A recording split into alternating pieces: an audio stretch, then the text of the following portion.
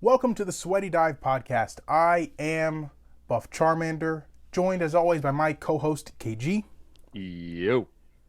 And this month, the month of May 2022, we are here to discuss the latest entry into the Phase 4 of the MCU, Doctor Strange in the Multiverse of Madness, directed by Sam Raimi. His return after 15 years, I believe, to a genre that he helped kind of create the roadmap to what it would become today. In my opinion, a rather triumphant return. And do you mind if I just usually we start these pods off with me asking you a question. Do you mind if I just kind of run a clear out real quick? Go off, King. So I've said it on here before, but for any new listeners, my favorite movie is Spider-Man 2. Obviously, directed by Sam Raimi. I cannot describe the amount of excitement I felt when he was announced to be the director of this movie.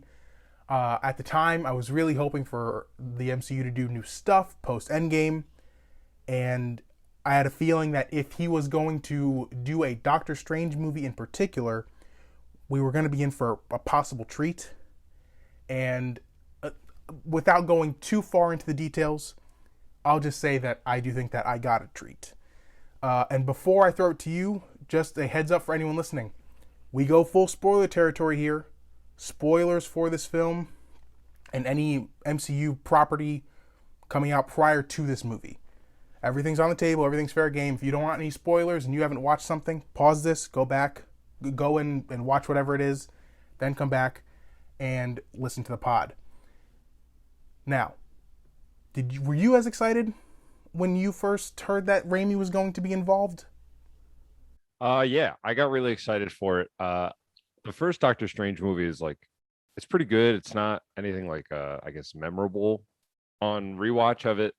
And I haven't rewatched it much, but as I rewatch it, I tend to notice things that I like a little more here and there. But when Sam Raimi was picked to direct after the initial director dropped out, there's a handful of rumors as to why that initial director dropped out. But when Sam Raimi was picked to come in and replace him, I was pretty excited. I wanted to see what he was able to do with his return to force and not directing a Spider-Man movie, really a super different kind of hero, way more mystical. The fighting would be different. Everything would be different. So I was really excited about it. Yeah. Now, we're going to talk later on about the MCU as a whole, but for me, I kind of found this movie to be pretty refreshing. Kind of a bit of a palate cleanser for superhero movies in general. I feel like over the past year in particular, any superhero movie that we've gotten, even including Zack Snyder's Justice League, kind of just feels like a big action movie, which is fine. Everything being linked back to an action movie when it comes to comic book movies is totally okay. But outside of the Batman, which does have some action in it, but that's more so like a detective, almost noir movie, a lot of it feels very actiony. And with the Marvel Cinematic Universe in particular, there is a certain formula to their films. And there is a specific energy to their movies. And I just found this one to kind of leave me feeling a bit refreshed. So I guess I should ask you, because I've kind of made it clear that I've at minimum liked the movie. Did you enjoy this film? It was okay. It was okay. I'm going to be completely honest. The first 30 minutes didn't really do it for me.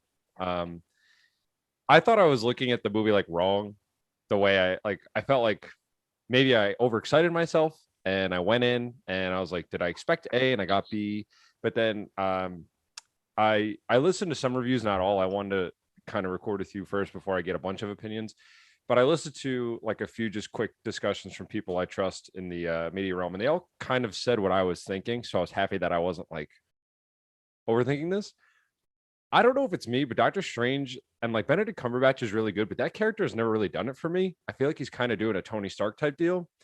And Tony was just more compelling. He had layers to his character where it could be because we just don't get a lot of Strange, and there was a huge gap between his films.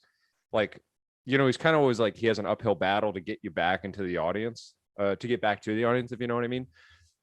Because Benedict Cumberbatch is great. He's a phenomenal actor. And in the role, he's good. And he sells it. He's in, you can tell that he likes what he's doing. And when he does the hand gestures and stuff, he's not just like half-assing it. Like he does it all. It's just, and it could be me, but sometimes I just look at the character and it's like, are you just gonna say snarky shit too? Like what you really? It's kind of like almost a carbon copy of what Tony's doing. And I wasn't ever really invested in his love interest, but I feel like because there was such a delay between his two films, like if I'm being completely honest, the What If Doctor Strange episode to me was like amazing and almost better than this film.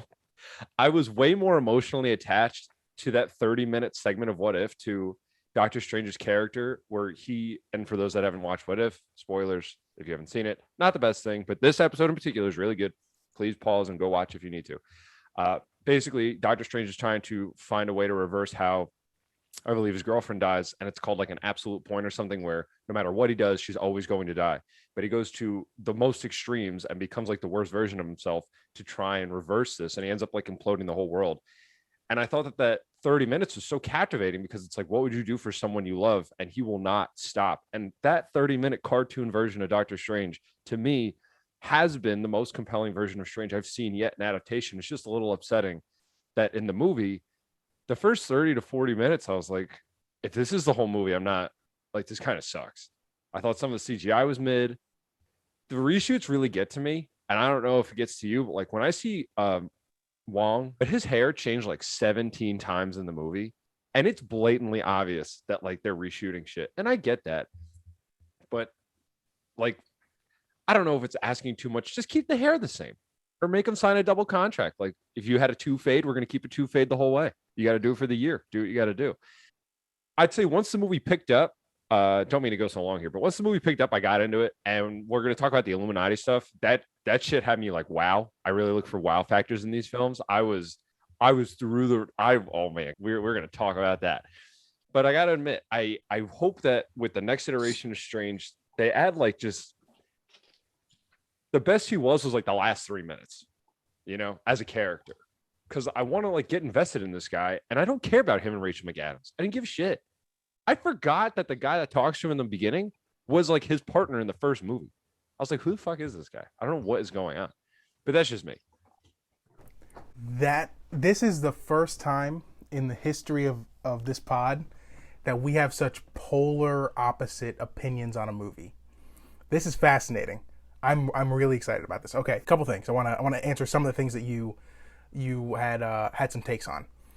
I too found Doctor Strange as a character, especially prior to this movie, to be not one that I particularly cared about.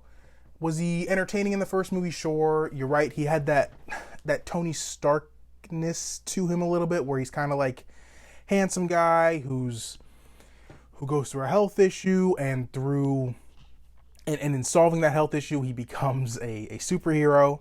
It's kind of like the same exact formula, to be honest, but just with slightly different circumstances. And in his defense, a lot of MCU characters have a similar mold.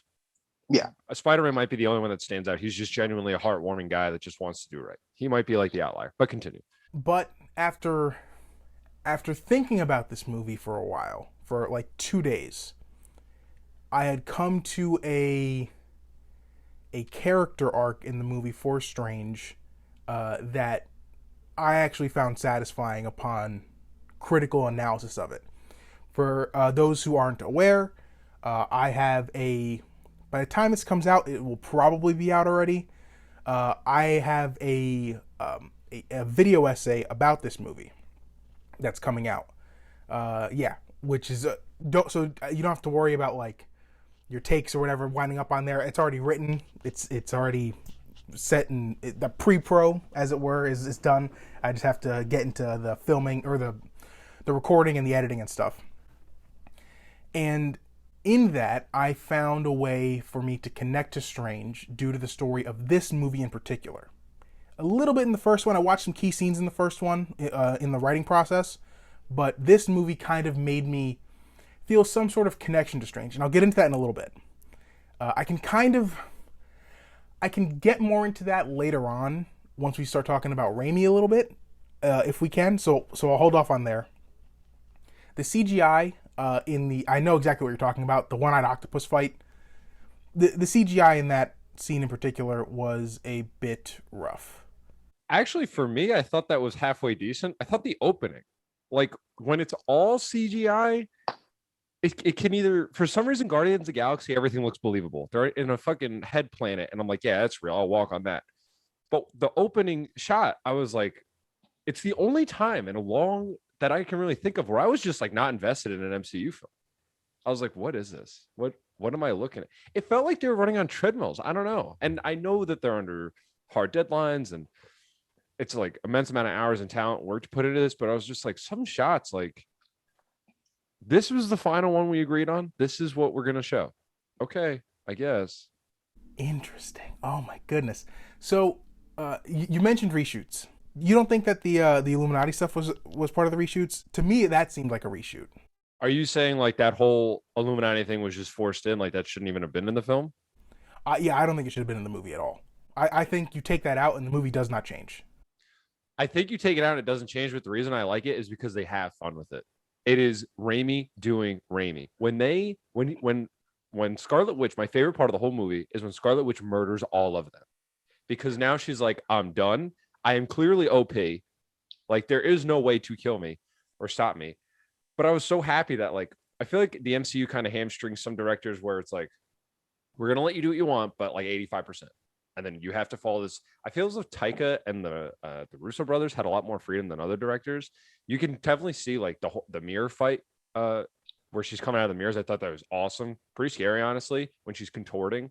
Like they let him go, and then sometimes they're like, no, you got to reel it back. But when Black Bolt kills himself, I was like, oh my God, this is amazing. And for people that are like, oh, the Illuminati's dead, it's like, shut up, nerd. It's a multiverse. The best part about this is also the worst part. If something doesn't work, you can just build a character again. You could just take it from another universe. There's going to be positives and negatives to it, but it was just refreshing to just have fun with it and let Scarlet Witch just go off and like to really show the murder. It was insane. So now, yes, I would definitely agree. Here's my thing with the movie. I was teetering between like and love for this movie. I love everything that doesn't feel like an MCU film in this movie. I love it when it just feels like Sam Raimi directing a horror superhero movie. And that stuff worked. I would agree with that. Once, like for me, the beginning of that second act, bro, that slowed the movie down to a degree where I was kind of like, ugh. Which scene are we talking about? So after Wanda invades, I forget the name of the Camartage. Yes, there we go. I'm not even gonna try and say that. When she invades there, and America and Steven exit into the multiverse. Once they get into the alternate universe, where the Illuminati are, from that moment, the moment they step through that portal, up until Wanda starts the dream walking, I was like, can we? This walking around joking stuff is just not for me. You know what's crazy? I like that shit. I liked all that. Okay. Now there's parts that I didn't like, but I like when you go and explore a world and then you I'm very curious. I want to see all these different forms and variants, even if it's just a red tie or a blue tie, something small. I don't care. Like red means go, whatever. If you're going to show me all this multiverse stuff, I'm happy that they didn't there's other realms I wish we could have spent a little more time in, but I kind of like seeing, what's the different kind of New Yorker? Like, what little surprise are we going to get? So I didn't know Professor X came out in the yellow chair. And when they played the 90s theme song, I was creaming my jeans, man. I was going nuts. It was awesome. But that's very interesting that I think that the movie's like painfully weird in the beginning. And once they go through everything, it picks up. And personally, if it didn't continue that stride, I would have been out way sooner. I feel like it's kind of breakneck, it really goes. And I think that's a huge benefit to the film because it's like, if they took any longer to try and explain things, like now that I think about it, 2 hours and 6 minutes for this, I think is okay. I don't know if I really would have liked it if it was 2:30. So small counterpoint. I think prior to them even getting to that universe, you see some of the great stuff. Her and that mirror scene with her and like in the water and everything, that happens prior to them leaving their universe, the 616 universe. That's in the first act still. Here's the flow of the movie. It starts off with America and the alternate universe Steven running through whatever that was. Um, going through the portal. First 30, like when he's at the wedding, like I could give a shit. I wish that honestly didn't happen. I understand they're trying to do it to rekindle that relationship, but if you took that out and made it an hour 50, hour 40, I'm in. I had zero desire to see him go to that wedding. I did not care. I wish it started with the octopus fight and he was just like reading a book. Man, that's so for me. I think you need that scene actually. Wow, this is fascinating. Okay, so You need the scene in order to build the character, or you need it because it's important to the movie? both. I think that. Okay, so I'm just gonna get into my take now. For those of you who haven't watched the video, please go watch it. I spent a good amount of time on the script, but I feel like I need to give the take here as well in order to fully flesh out this conversation. So go do both. I think, and I'm gonna get into like a larger Sam Raimi thing here. This may be a small diatribe, which I apologize for, but I need to get it all out there for you to get it. Take your time. So Sam Raimi in all of his superhero movies has asked his protagonist and his antagonist a question, the same question to both. Spider-Man 1, he asks Peter and Norman what they should do with their new power. Spider-Man 2, he asks them, should you sacrifice what you want for the betterment of others? Spider-Man 3, he asks Peter and Harry to forgive.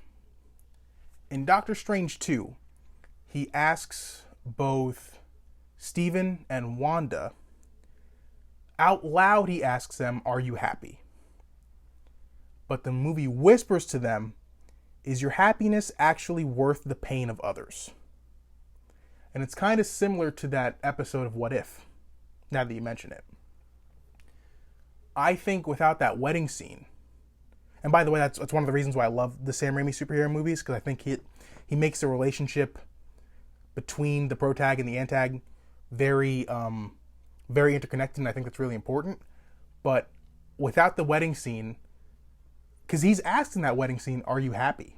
And it kind of sets up his whole arc of like, would Stephen sacrifice the world for Christine?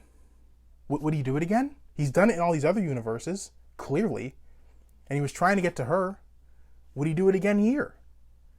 And it kind of sets up the final act in which we see Stephen kind of grow the most out of any of these movies so far. Although you could say he grew in the first movie.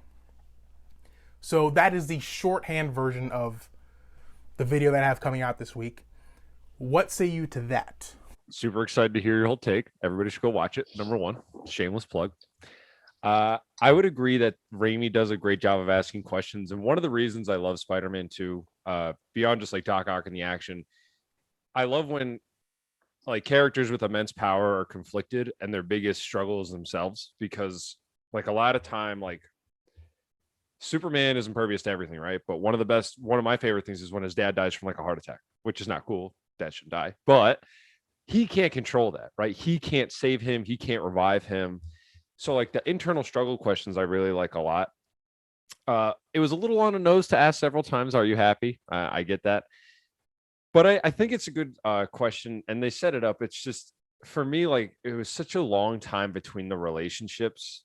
I don't know why. I feel like the cartoon just did it so much better. I guess because it sets up with him losing her, and then it's kind of like you don't know what you have till it's gone. And he lost her because she got married. But I just really like that he's in that cartoon, he's doing everything that you're not supposed to do. And people are like, you can't do this. And he's like, shut up, I'm going to do it. Like, I have to. You don't understand. He's breaking all these rules. And I just feel like more empathetic for that character. And while I'm like, I feel bad for him, I also know like you shouldn't do this. And he doesn't realize he's wrong until he's ruined literally everything. And the only way to fix what he's done is to create him, is to like encapsulate himself in his own prison of shame and loneliness. And like, it's really, really heavy, but I think it's written really well. And I kind of wish that just translated to the film a little more. I like his relationship with like Illuminati, I guess we can call her Illuminati Christine. Like, I kind of like that he has to see different variants of her, to talk to her, to like understand and like learn about her. and kind of learn more about himself. You do make a good point. I just wish I don't know. It's a bad way of saying it, but I just wish it was like done better. I wasn't really invested in their relationship. So here's the thing. You said one thing that I can't deny. I didn't really feel bad for Steven at all throughout the movie. I mean, when you think about the original Raimi Spider-Man movies, it Peter's a really empathetic character. I mean, you feel for he's getting beat down the whole time. Literally, figuratively, emotionally. Yeah. So it's and man, I'm giving. Well, I mean, if you've people will probably watch the video as well, so who cares? When I was thinking about the whole Stephen Strange of it all inside of a Sam Raimi movie, I was kind of like, well, how's a character like that going to be the lead in a Raimi superhero movie? He's like arrogant, he can be really unlikable, and he's really selfish. And then I make this joke in the video. I'm going to give it away here, but it's I was like, well, what's that going to look like in a Raimi superhero movie? And then I flash up a picture of Peter in Spider-Man 3 dancing in the streets, because that's kind of what he is. But they kind of dialed that part of Stephen Strange back a little bit in this movie. But when you take that away, that's kind of been his whole characterization between Doctor Strange 1 and now. It's just been, well, he's the snarky guy who bickers with Tony Stark in the Avengers movies. Okay. You know, we got some growth of him in Doctor Strange 1, where he kind of went from selfish to being a little bit selfless, but he doesn't really have much more to him still. I have a question, and this is horrible potting. What does he say at the end when he like learns the error of his ways and he's trying to fix shit? I again, horrible potting. I can't remember what he says, but I know it left an impact on me because in my head I was like, now I care about this character. What he said to who specifically? He was talking to Christine. Okay, so to Christine, raw emotion. Like he peeled back his snarky bullshit and just finally, over 2 movies and a few guest appearances, for the first time to me, showed some emotion and care. What he says to her is that he's scared. Yeah, that's it. Thank you. And I was like, yes, this is what I want. I wanted this so bad. And at that moment, I was like, I love this. And I want more of that character. I just wish it didn't take 1 full movie, a few guest appearances, 95% of another movie. You know? Okay. All right. So that's kind of that's where we meet on the Stephen Strange of it all in this movie. I would you have no other Stephen Strange takes, correct? I like the magic. I thought that was really cool. I like that they played it up. I still love the fight against Thanos. I think that's still the best Strange I've ever seen, personally. That music note fight. That was sick. Ooh. I thought that was really creative. That was sick, and I like that the score was going with it. I thought that was just very creative. And even some people might say, like, this is kind of corny. I thought it was like corny in the best way. You're getting visual stimulation, audio stimulation, and it's like poetic. It's like they're dancing. The composer, why am I forgetting who did this movie? Danny Elfman, thank you. Jeez Louise. I apologize for messing that one. Elfman recently said that Raimi reshot that and had the idea himself. Like, he reshot that scene and told Elfman about it. Like, after the movie was already finished production. Or principal photography, I should say. He told Elfman, he's like, hey, I got a new scene that I need you to compose. We're going to fight with music. So, to me, that was pure Raimi just kind of having fun, and it was phenomenal. So good. The bright lights of the music notes in contrast with that disgusting, decrepit house was just breathtaking. And also, just real quick, we kind of mentioned him already. I think Raimi does a great job throughout the movie from a directorial standpoint. I mean, I think it's him just kind of when the reins aren't pulled in as tight, I think he's just doing his thing. And I think it's great. So for me, when it came to Raimi's style of directing in this film, I loved his, it's kind of like when the lens opens and closes. It's kind of like a Star Wars wipe, for the next scene. I loved his use of fading characters in and out, like behind each other and in front of each other as you're like talking and thinking about other people. It's very like 80s. It's very his classic Evil Dead horror stuff. I did not like in the beginning of the movie where none of that happened. You know, as I might have mentioned to you before, I felt like the first 30-ish minutes were very plain Jane, cut dry, and then he was able to start editing how he wanted it. And I wish it just kind of started like that. I do remember though, one shot stood out to me in the beginning at the wedding. I really like the camera whip where it looks at Strange, spins upside down back to Christine as she's walking down the aisle. I will say that was like where I first noticed the Raimi style, and I was like, yes, I love this. I want more. I want more. I want more. So hopefully, if he ever does it again, I want him just all the whips, all the closes, whatever he needs to do. You know, I saw a couple of, I mean, I'll be frank, horrendous opinions on Twitter about his use of montage during exposition scenes. And I mean, I don't know about you, but I'd prefer to look at a montage of anything over exposition rather than just sitting on a two shot of someone just talking, explaining the movie.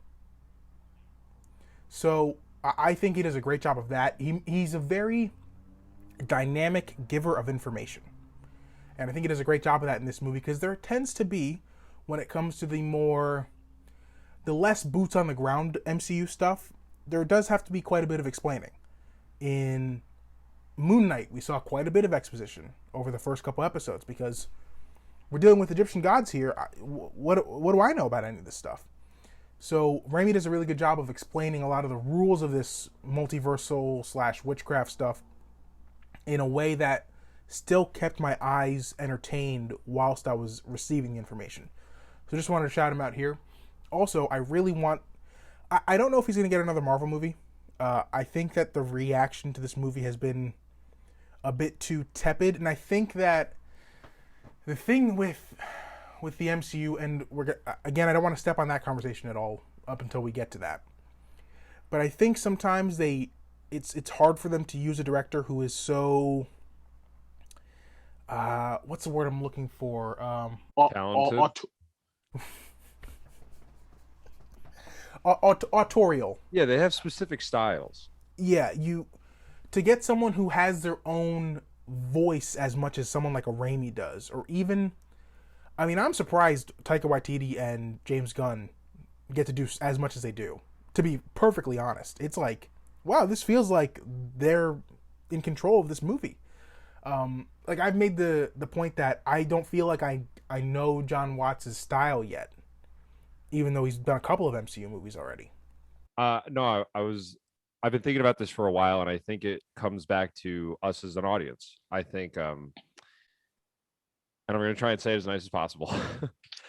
I think you and I and a handful of others really do our research and our homework. And it's not homework. It's like, we love this shit. So we go back and we watch previous films from directors, and we want to see what their style is compared to other people. You put this movie on for a 12-year-old, he could give a shit, right? He just wants to see it blow up. So it's kind of like disheartening to think that, like, we appreciate it because we want to see it, where other people, you show them that shot, you're like, isn't this great? And they're like, yeah, it's a movie. Like, it's going on. And you're like, yeah, but did you see how it transitioned? You're like, yeah, it just went to the next scene. And you're like, oh, I hate myself. Okay, thank you. You know what I mean? Yeah, I totally, I mean, I couldn't agree more. There's shots in this movie that kind of mirror the shot in which the camera, I don't even know how he did it, but where he brings the camera through the stair banister at the beginning of the third act, like that gets my blood pumping when I see that type of stuff in a movie. And real quick, I apologize if there's any background noise. There probably isn't, but if there is, I had to open my windows. It's probably, rough estimate, 300 degrees in my room right now. My armpits look like soup. So Sweaty dive. Yeah, we're really getting into the sweaty dive and things here. So I apologize about that, but before I pass out, I had to open these up.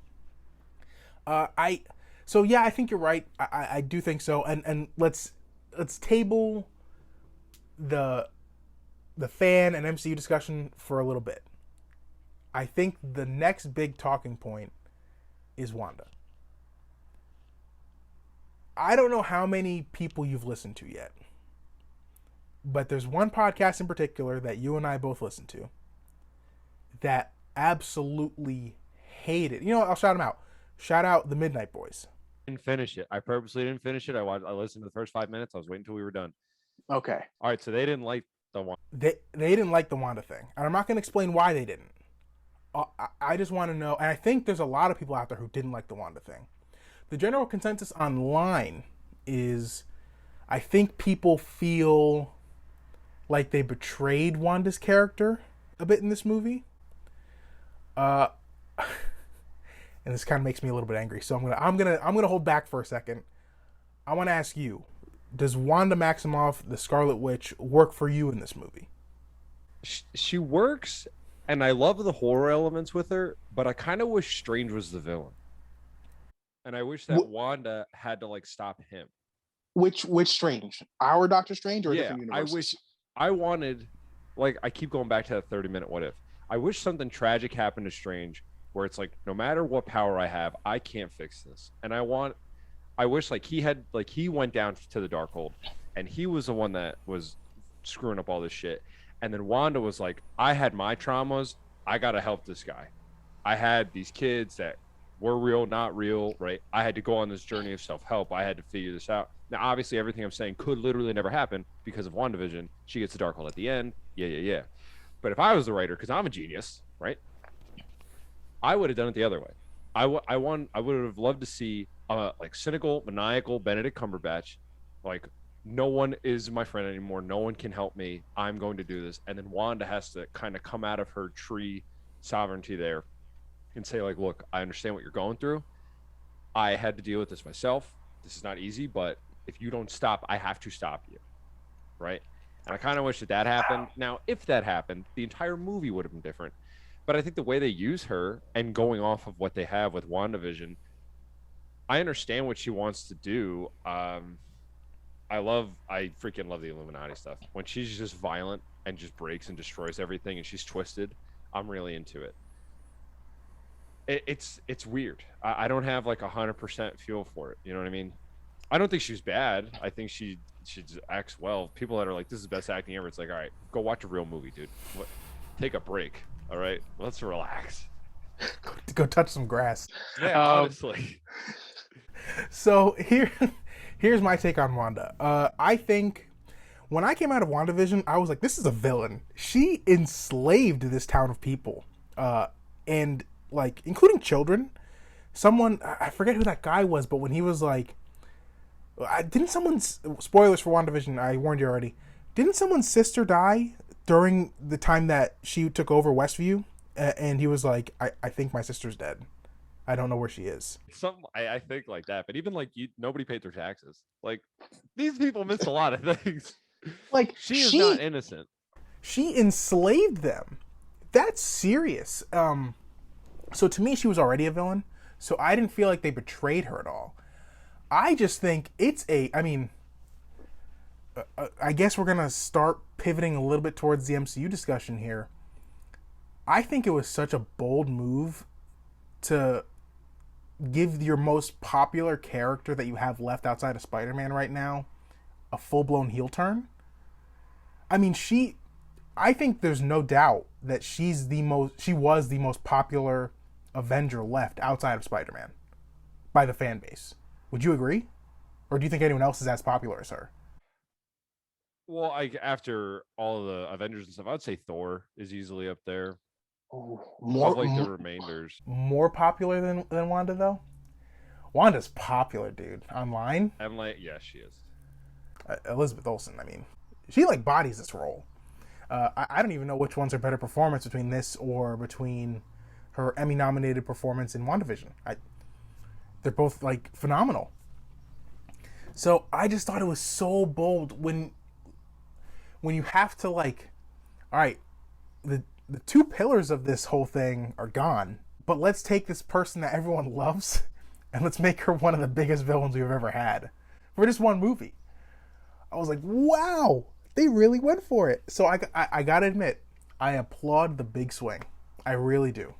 I wish she was going to be the whole villain because I saw only one trailer and didn't do any other research. I think she does a very good job with it, and the story they tell works. Like, she wants her kids back. Strange is trying to sympathize, but even like Strange trying to sympathize, I just feel like he hasn't. I guess like the whole blip and everything, like, yeah, but I wish he had like a more personal thing. Like, Mm. imagine Christine died, right? Let's change it. Instead of a wedding, he goes to a funeral, and he's like, "What I wish I could have told her, what I wish I could have expressed to her when I had her, but I know that I can't change this stuff because if I do, I am now going to endanger all these other people." Right? I love when I just rewrite movies on the fly. So can I ask you a quick question to get to the heart of what you're saying here? Yeah. Do you think the movie would have been better if Wanda was trying to tempt him into doing what she was doing? Doesn't she kind of say that? She doesn't like get him, but doesn't she say like, "Wouldn't you want to do this if you could," or something like that? When she, But that wasn't the whole point of the movie. Wasn't her trying to be like, let me do this and I'll get you Christine. It's more so just let me do this and I'll leave. You won't have to deal with me. Wouldn't you do this if you had the opportunity? So I guess this isn't what you're saying. I thought you were trying to say it would have been cool if she was trying to tempt Steven throughout the whole movie to assist her, and by temptation I mean giving him Christine if she was to pass or whatever. no, I would have liked that, just because there's like, clearly the movie is written in a way where he's supposed to love this girl, and I don't believe it until the very end. But I think it just would have been cool if, like, and it's not cool, but it's like you love something so much you never really got to have it or enjoy it, and then it's gone, and you're like, wow, like this just sucks. I just think of all like the things I wish I could have done, and like I wish we could have done this, and I could have said that, but I didn't have the time. And then if she comes up and she's like, look, there's a way, dude. You help me do this, I can help you do this. Like, we're both sad people. You and I both know it. Like, we sacrificed enough. Now it's our turn. I would be a little more invested, because then that's a human thing to think about, right? If you could have somebody back that you love so much, wouldn't you do it? Right? Even if you hear the consequences, you won't have to deal with them until they're actually there. And then that could ensue the whole multiverse of madness. Okay, that's an interesting point. I'm not sure which I would have preferred. But that's an interesting case. Can we talk about the MCU now? Oh yeah. So I when I texted you, I mentioned we have to do a state of the MCU fandom address. Phase 4 of the Marvel Cinematic Universe, in my opinion, has been a pretty mixed bag. And I think other people are starting to get there as well. Now, between the two of us, I think you are a bigger fan of the MCU as a whole than I am, even though I love it. I'm a bit of a Marvel apologist. I'm allowed to admit that. There's no lying here. So, okay, so I think for the most part, the shows for the MCU have not entirely worked for me. I think that a lot of times they start off in the first 1 to 2 episodes great. They start to slog down. They pick right back up either the episode before the finale or 2 episodes prior to the finale. And then the finale is rather underwhelming. This is it. In some cases, absolutely. Just downright. I'm waiting for the time. The best show, in my opinion, this is going to be a really unpopular opinion by a lot of other people, maybe not to you. Hawkeye might have been my favorite show from start to finish, because I don't think that it ever had a massive dip in quality. I just think it was a really fun, self-contained, isolated story. That's the word. Self-contained. It was a small graphic novel. 6 episodes, you're in and out. No otherworldly beings were involved. You had a week in this guy's life. Yeah, and I just think it really worked. It set up a new character, and it gave us a little bit more of Clint's world. And this is for a character who none of us really cared about. Let's be perfectly honest. This is the best version of him, and we had him for over 10 years. Yeah, that's a wild. It's crazy. With the movies, I think that what they've been doing is, and I mentioned this over and over and over again, they seem to be kind of letting people take risks, but then reeling them in a little bit. The most I felt that in was Eternals. I don't like that movie because I feel as though the MCU-iness of it. That's like the meanest thing you've ever said. I don't like that movie. But I wanted to. It pissed me off that I didn't like it because I think that director is immensely talented, Chloe Zhao. But it felt as though they kind of just didn't let her just do her thing. I don't know if that was the case. It felt massive, but this isn't one of those pods for that movie specifically. Maybe we can do that one day. Maybe we'll do a rewatch and see where I'm at with it. The Returnals. Yeah, the Returnals. Yeah, there we go. I think that Black Widow is at best okay. I know you're not a fan of that movie. It sucks. We both love 80% of Shang-Chi. And I really enjoy No Way Home. And I believe you love No Way Home. Love No Way Home. Yes. So, and then I borderline love this movie, and you think this movie's okay. I think Phase 4 has sneaky been the least successful phase of any Marvel phase so far. And it's not to say that they're not going to bounce back or anything, but I think it's safe to say, in my opinion at least, that one of my fears about Phase 4 going into it has come true, and that we've reached kind of in my opinion, a quantity over quality situation here. Before we talk about like dissecting each other's takes on it, what's your take on Phase 4? You kind of said it the way I've been thinking about it, and it sucks because, as I openly admitted, I am a Marvel apologist, but some of the stuff I just can't really excuse anymore. Like bad CGI, reshoots on reshoots. I understand that they're there, but like, don't make it so obvious, man. Like, come on. I can tell that these are different parts of the film. Some characters, it just feels like they're not even in the same room, right? Like that Illuminati scene, it was super cool to see Reed Richards, and I don't know if they did that as like a here you go fan, shut up, or we're actually going to keep him, but it felt like he wasn't even there. And he's like a really good act. I love John Krasinski, and if he's in the Fantastic Four movie, I think he's going to be great. But you could just say like Phase 4 has just been mid. I think the shows are almost the most disappointing because I have never once wanted to rewatch any of those shows. Daredevil, I rewatch a lot. And that has nothing to do with any of all of this. I would rather those shows just be, if they're going to be 6 episodes, do it Hawkeye style. Tell a simple story, beginning, middle, end. Nothing overarching. Loki was able to do it because it was like the best version of exposition ever. You know what I mean? That whole thing is just a lot of talking and explaining. But I felt like that show was setting us up for what Phase 4 could be. And I have not really seen any payoff in that. Like, we got Kang at the end, and I know Kang's going to be a big deal. Is he? Do we know that? I thought he was supposed to be like Thanos too, you know, like the next big bad. But so far, these movies have not. The first phase, I guess. And also, I think a problem you hit is when you get off the ground, things become harder. Yeah. When you are physically on the ground, when you have Iron Man and Spider-Man and all these other heroes, number one, it's just more relatable. They're human. I'm a human. They have human problems. And you can feel and understand what's going on. When you get into the cosmos, it gets a little harder. I think Thor's done really well because the CGI is good. The character's funny. And his struggles, when you break it down, are very basic. It's at cosmic levels, but it's family drama or struggles with his own living up to his own potential, stuff like that. Those are just like simple, relatable stuff. But I'm kind of getting nervous because when I left the movie, I was like, and this is like a silly fear to have, but I was like, I don't want to lose my excitement for these movies because my whole life I've wanted to be excited for this stuff. But after this movie, and it was like a lot different than what I thought. I don't even remember what I thought this was going to be like, but as it went on, I was like, oh, it was just different. Okay.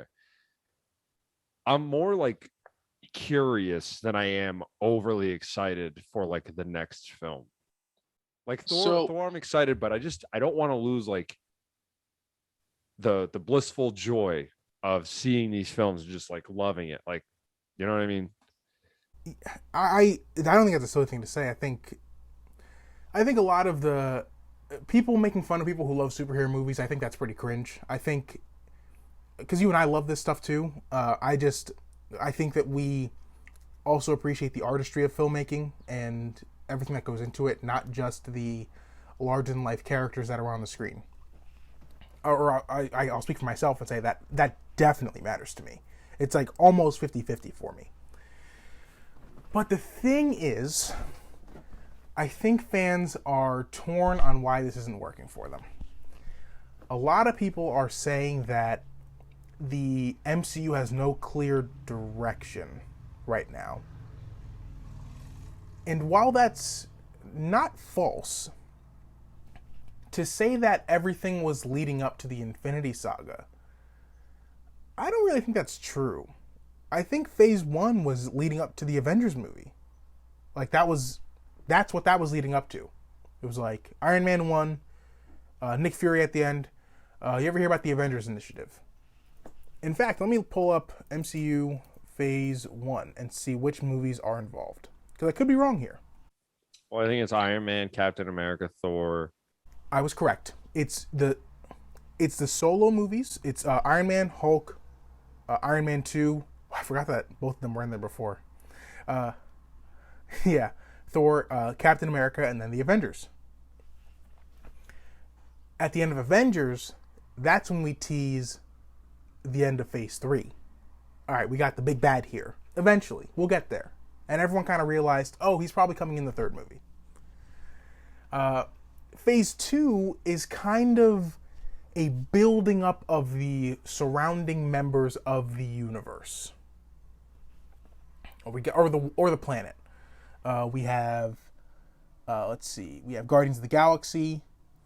We have Age of Ultron. We have Ant-Man, and at least Guardians and Ant-Man help set up future Avengers, future people that are part of this team. With Phase 4, and then Phase 3 obviously leads up to the Infinity movie, Infinity War, and then Endgame. And Far From Home, oddly enough. But with Phase 4, while there isn't a clear direction, I think that people are kind of chasing this whole thing of like, well, what's the next Avengers movie going to be?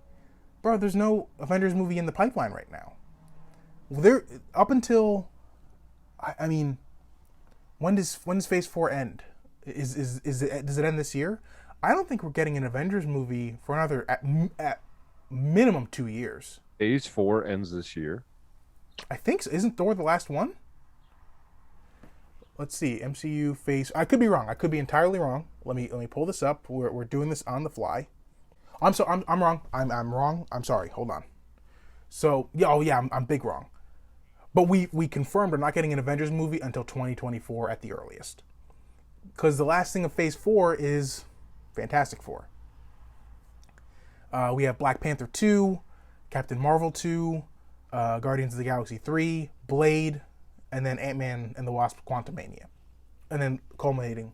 Just side note, I'm very excited for Blade. I would say I'm thoroughly excited for, out of the next 1, 2, 3, 4, 5, 6, 7 movies, I'm thoroughly excited for 1, 2, 3, 4 of them.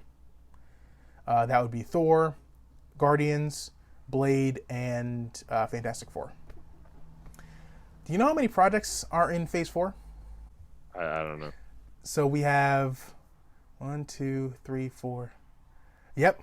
4, 5, 6, 7, 8, 9, 10, 11, 12, 13, 14, 15, 16, 17, 18, 19, 20, 24, 25 projects in Phase 4. Dog, that's too much.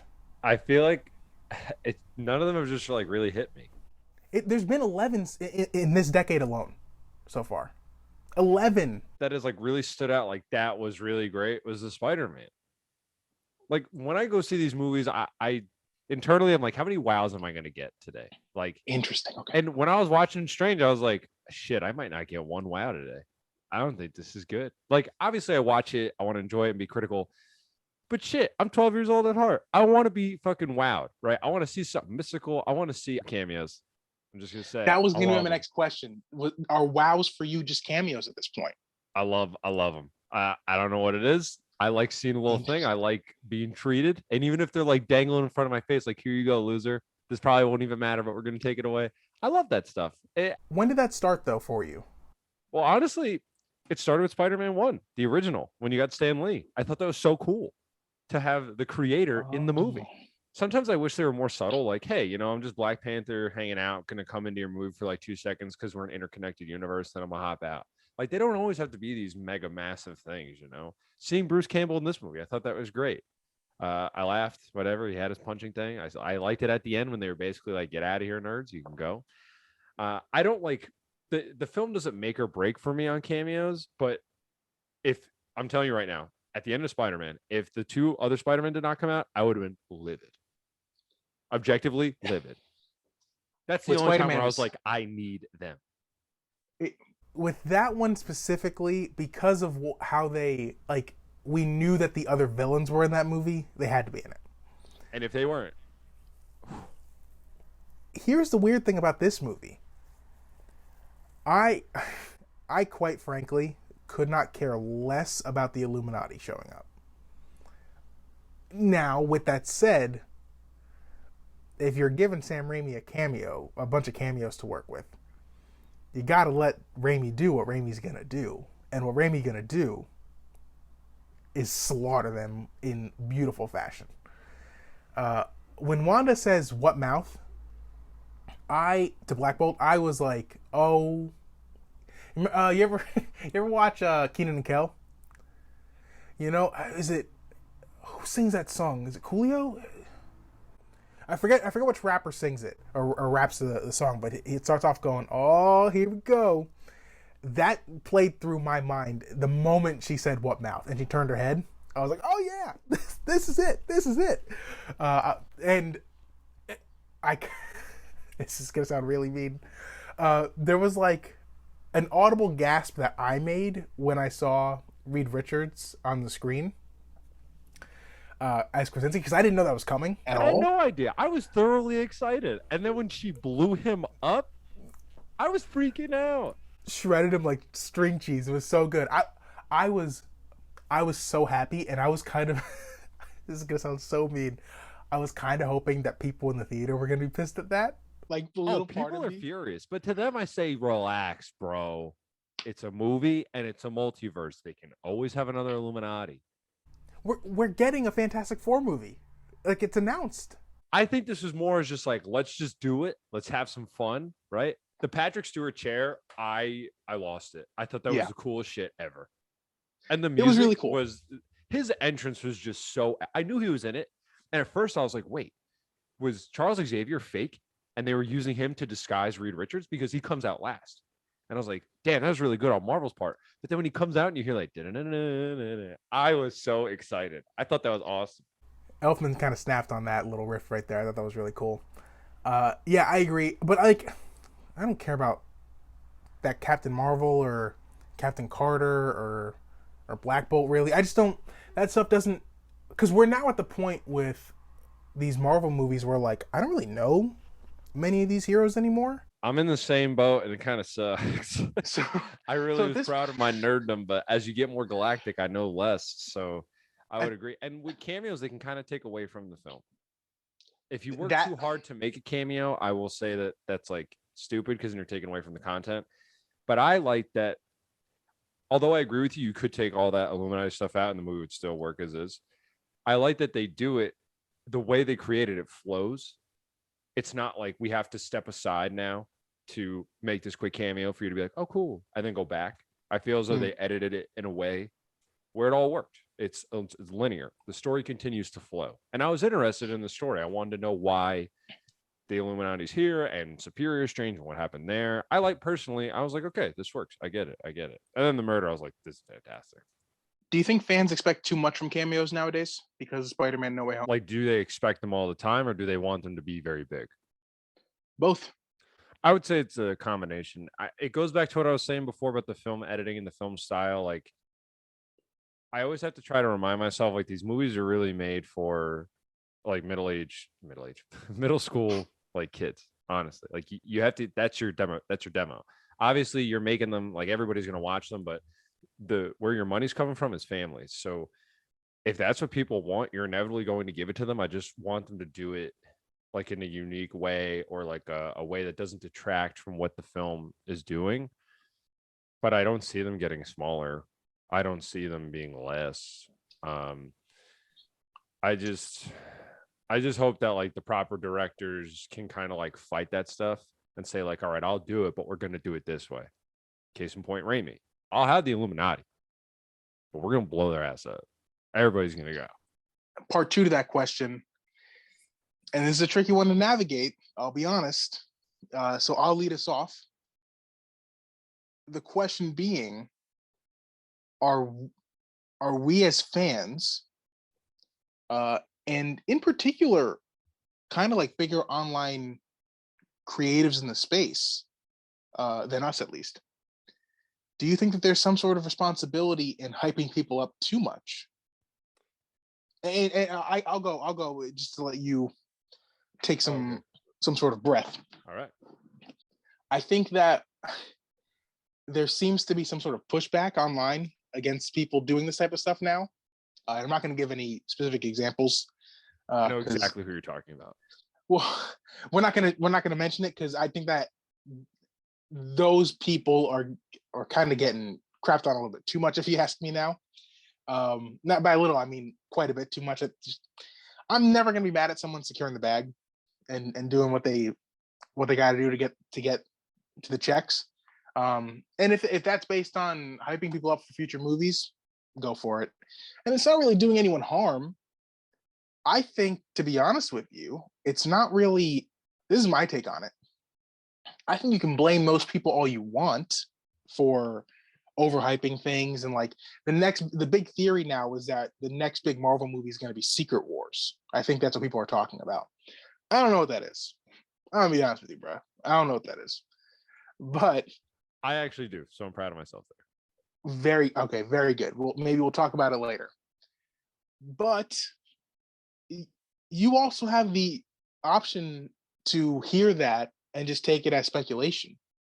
You don't have to take that as, oh, this is going to happen. Oh, these are the cameos that are going to happen. Oh, this. We're all adults here. We can listen to someone's content and just think of it as entertainment and go, oh, that would be cool if that person's correct about this. Oh, but I would like that. Or that really wouldn't be for me, but I get why this person's excited about the possibility of this. There's people that you and I listen to who have done that before, and I'm not gonna freaking crap on them for speculation and stuff. It's okay to speculate. I've speculated before. So then, are you saying that people in the media and like content creators and whatnot, are you saying that they should be more tame in what they say, or should they say like, these are just my thoughts and then go? I think saying this is going to happen is always a very slippery slope when you're actually speculating. And in the media, you're not supposed to do that if it's speculation, specifically for like legal purposes. But I think it's a two-sided street. I think that the content creators could do a better job of being like, this is just speculation. These are my thoughts. These are my hopes. But I think fans of that content should also realize this isn't necessarily going to happen. This is just what his idea of this is.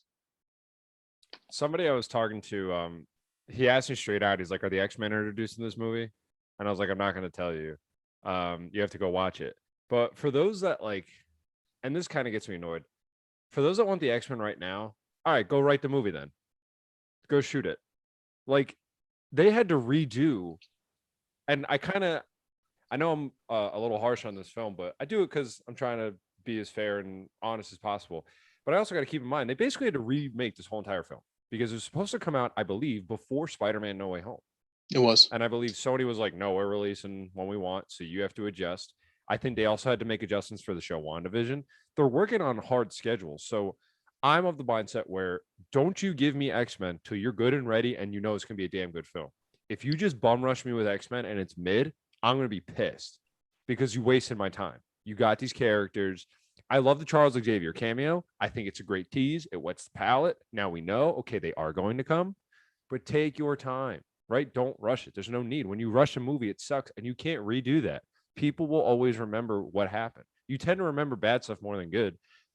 If you rush out a shit X-Men movie and then a few years later make a great one, I'm always going to be like, wow, they really they really messed it up the first time around. Like, what were they thinking? You know? So like when I would say people sometimes expect too much. Like, just take the movie for what it is. You get little cameos here and there, but you shouldn't leave like, oh, in this 2-hour movie, they didn't say the word mutant once. It's like, shut up, nerd. Just Also, when did they promise the X-Men? yeah.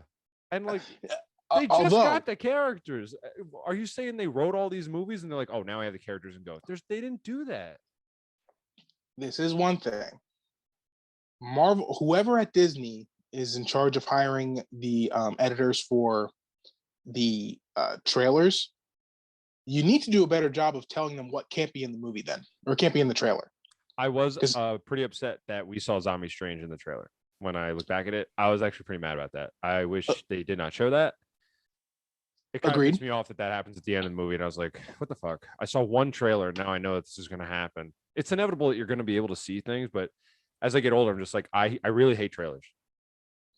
I would agree with you. And they shouldn't have put Professor Xavier in the trailer either.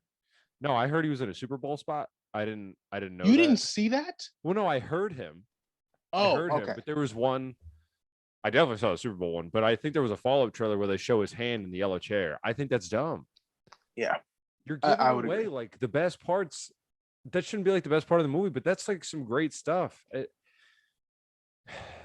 Well, because that also changes expectation at that point. Yeah. That's what gives credence to the theories. Oh, this is going to be the one where they're. Mm-hmm. Is this House of M? Is this how they introduce the X-Men? Yeah. Maybe our kids are going to be mutants. Maybe Quicksilver's coming back. Maybe Magneto is actually her father. Whatever, all this stuff. You leave that for the movie itself. If that's not if that's not a part of the story, don't put it in the trailer. Granted, you could also make the argument that trailer is what got people excited about the movie, because I really wasn't hearing much buzz for the movie prior to that trailer popping out. Yeah, it's a double-edged sword. You gotta, those editors, like, it's a science. You gotta tease them with just enough, right? But you don't have to give away like the best secret surprises. Like, I love that in the trailers for Spider-Man No Way Home, they never showed the other Spider-Man until like the movie release, and they're like, yeah, everybody knows now. Okay, whatever. But I like that they didn't show that. Or the Infinity. Oh my God. I'm blanking on the Endgame. Jesus, Kyle. The Endgame trailers. They showed only like the first 20 minutes of the movie. They showed nothing about any of the time travel. They showed nothing about any of the fights. I like that trailer because it left me just questioning, like, what are they going to do? How are we going to get these people back? And that's all I need from a trailer. If you can get me invested and get me asking questions, I want to go. And just side note, random movies that I have like that aren't IP, you can kind of almost give me a lot more in the trailer because I literally don't know what's going on. So I personally need a little more to just get curious. When it comes to Strange or superheroes, like, I have a pretty solid idea what's going to be going on in this film. Please don't show me too much. But like an indie movie or something, I want a little more because I want to be like, wow, I kind of have an idea what the story is. I'm interested. It seems small. It seems neat. I got to go see that. Yeah, I would agree with you there.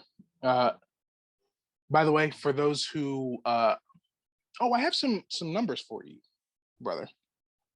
I ran a couple of polls on my my IRL Instagram, which unfortunately, if you're a listener to this pod, that's not the Instagram that you will be allowed to go check out. But it is what it is.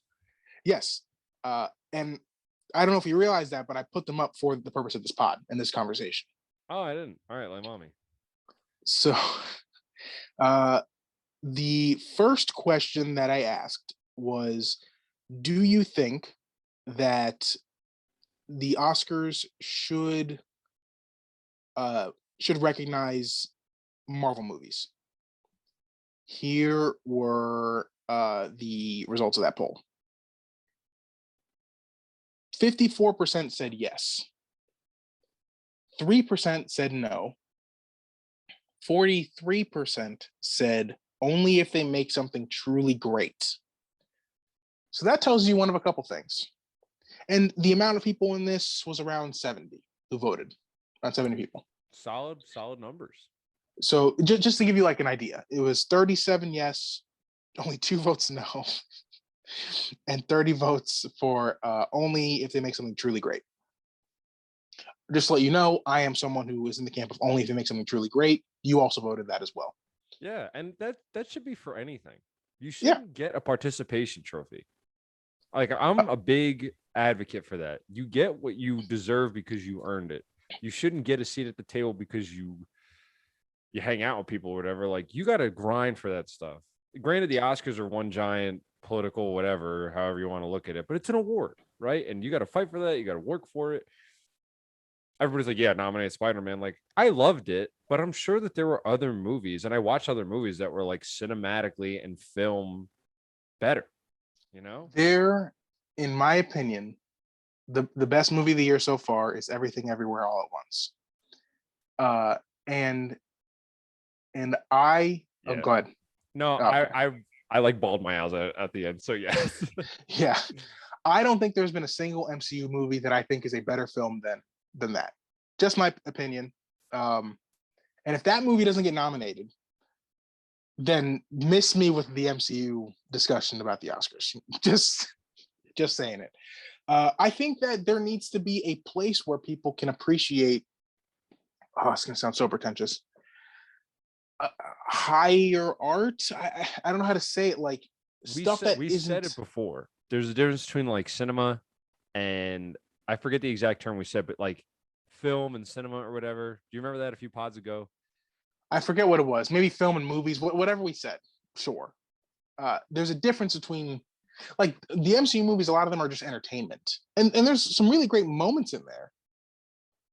But I mean, you can't tell me it's on the same level of some of the movies that are like discussed for the Oscars and stuff like that.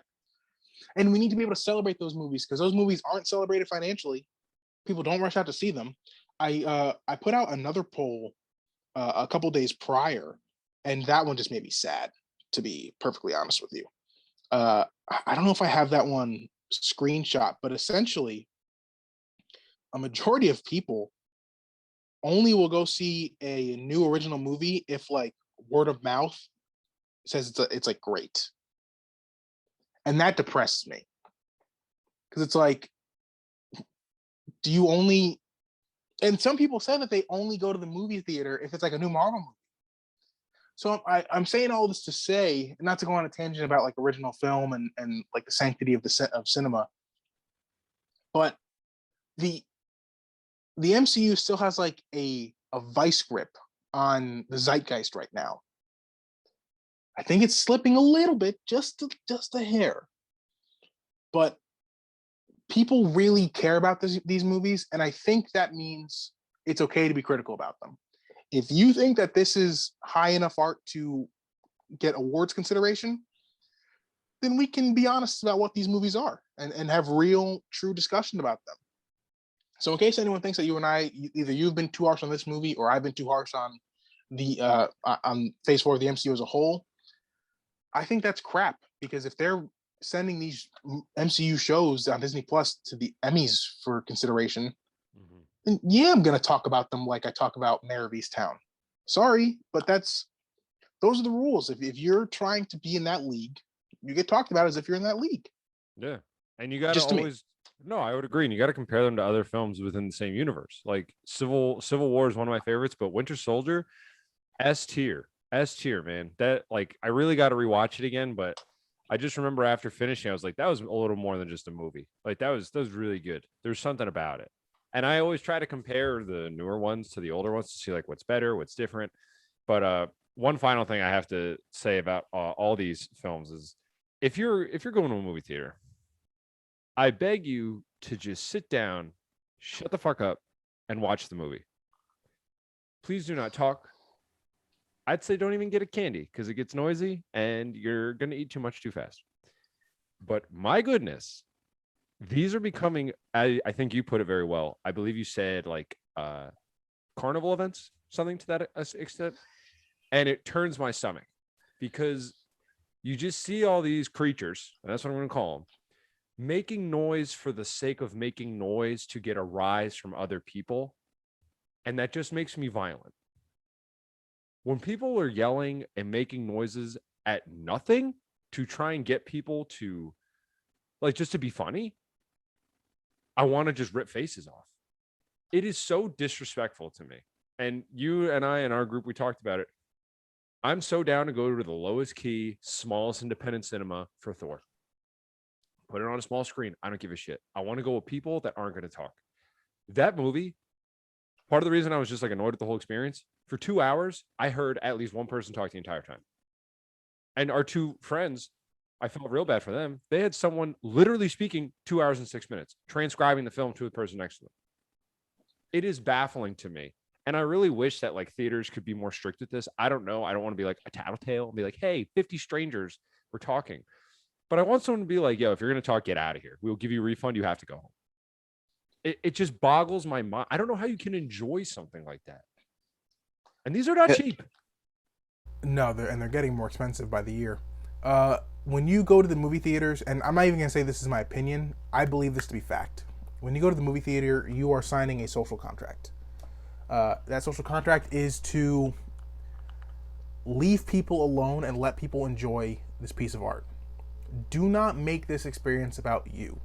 It's about everyone. We all decided to get up, drive over, spend a minimum of $14 on a ticket, plus whatever else you're copping at the movie theater, sit down and just witness something for an hour and a half plus.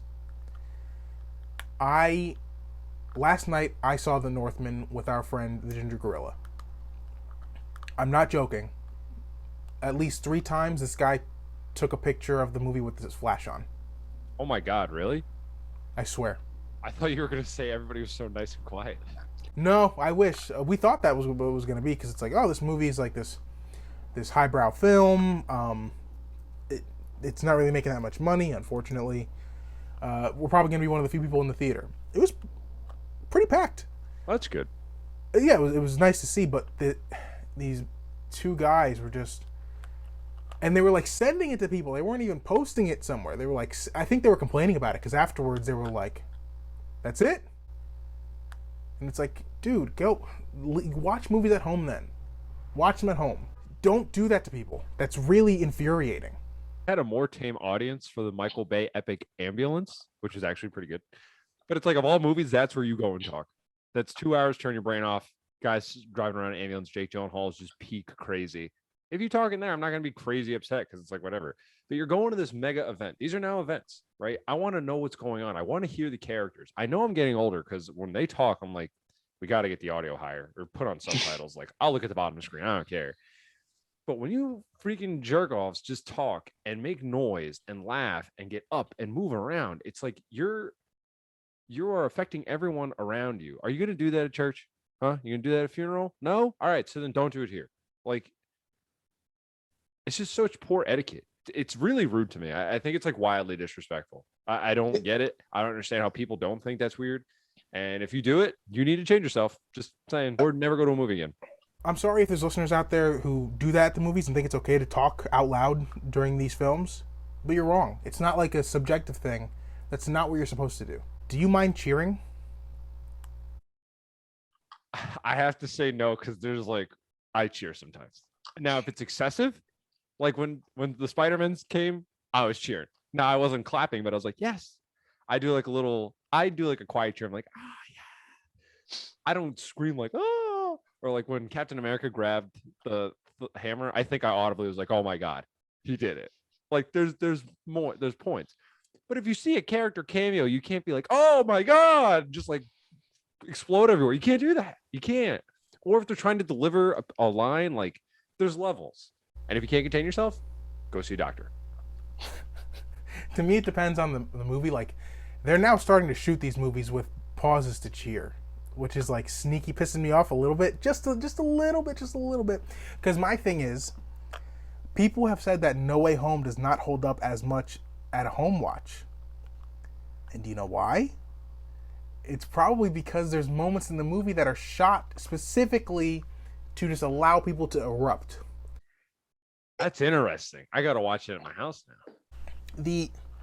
In my opinion, the way that they brought in Toby and Andrew was like, it's cool that it happened, like really cool, but the way it happened was like extremely underwhelming from a filmmaking perspective. If we're just keeping it real.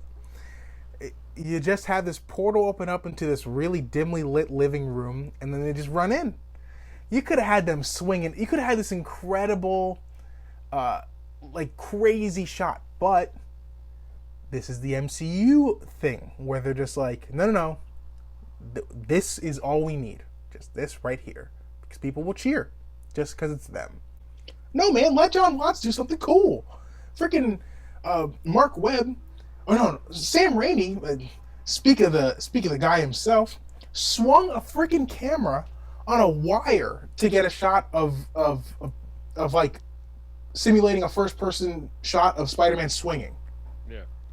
Like let them bring in the Spider-Man cool, man. Do cool stuff. The freaking filmmaking. #filmmaking, please. And I think that they're starting to do that. So now, like when Reed Richards came up, there was a pause to allow people to cheer. No one really cheered in our theater. You and I heard you gasp. Don't lie. Oh my god! Yeah, I was like, "There's no way they did this." I thought that was gasped. one of my 2 wows. Yeah. So they're starting to put those in. I think that it's fair for these movies specifically for people to cheer. Because I kind of look at those moments, if they're built into the movie, it's kind of like in comedies when they build in breaks of audio for people to laugh. So that's my opinion on that. What do you have an answer for this? I don't know if you do. You've said that we're kind of in a weird phase right now. What do you want to see from Marvel movies going forward now? Now that we're at this point where we're kind of like, I mean, are we on like a bit of a downslide a little bit, or like a rut? So I know you were talking before about like speculation and like what may happen.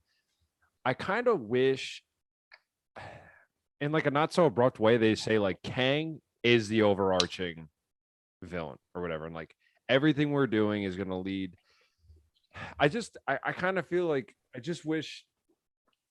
feel like these movies are just kind of happening, and like they're not really connecting, like, or they're not like building towards or inching towards something. I felt like in phase 1, like you get it. They're going to tell 4 separate individual films. I guess Iron Man, that's 5 because he has 2.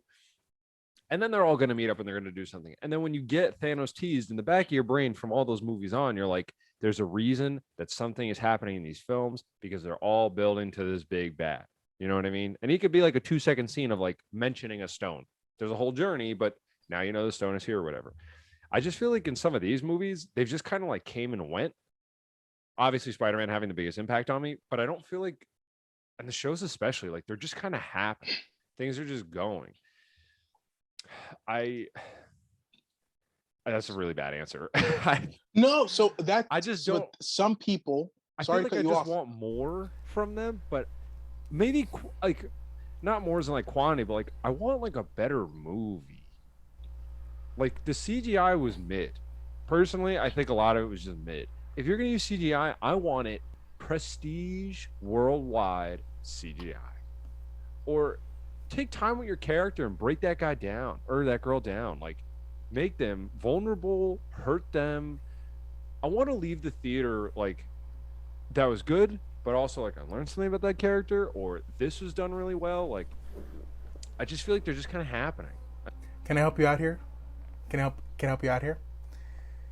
Because here's the sneaky truth of it all.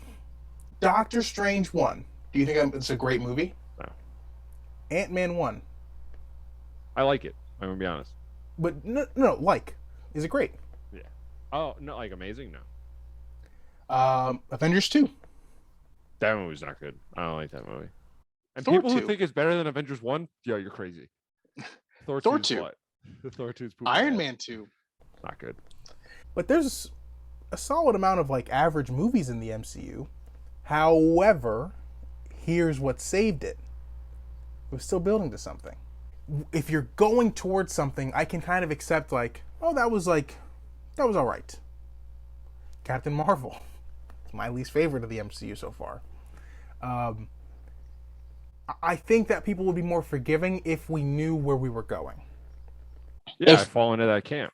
If there was a set because then I can see why I sit through this 2 hour some odd minute movie and like there's just like a payoff.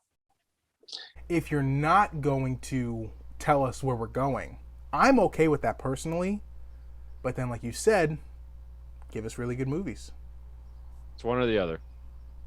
Yeah, or both. If you want to give us both, that's great. That'd be awesome. Uh, probably not. Man, yeah, we might have pissed a lot of people off with the last third of this pod. I'll be perfectly honest with you. It's possible.